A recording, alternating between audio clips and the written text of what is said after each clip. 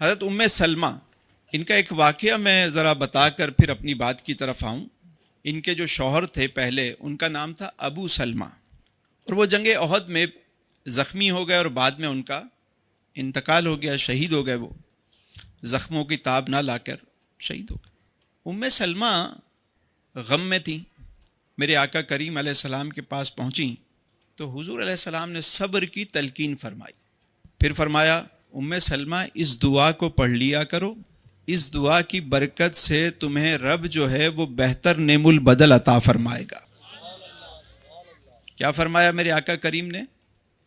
سلمہ یہ دعا پڑھ لیا کرو، اس دعا کی برکت سے اللہ تمہیں بہتر نعم البدل عطا فرمائے گا۔ دعا کیا تھی؟ دعا ہے انا للہ و انا الیہ راجعون، اللہم اجرنی فی مصیبتی واخلف لی خیرا منہا۔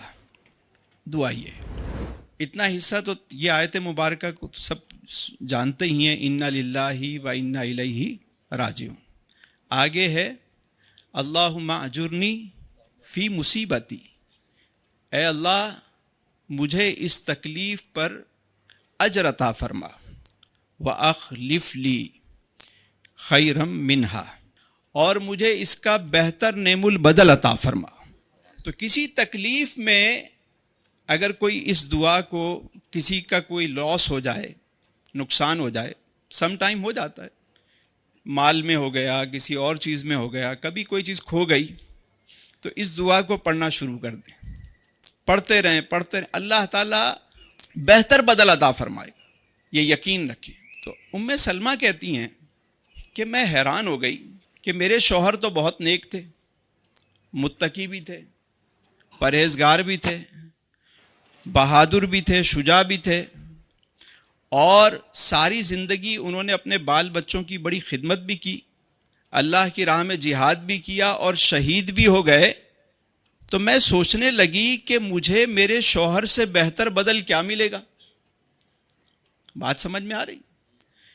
لیکن چونکہ یہ دعا میرے آقا کریم علیہ السلام نے عطا فرمائی تھی تو آپ پڑھتی رہیں۔ کچھ عرصہ گزرا تو میرے آقا کریم علیہ السلام نے سلمہ کے ہاں نکاح کا پیغام بھیجا۔ تو جب سلمہ نے یہ خبر سنی تو خوشی سے جھوم اٹھیں اور فرمانے لگیں اس سے بہتر بدل کیا ہو سکتا ہے؟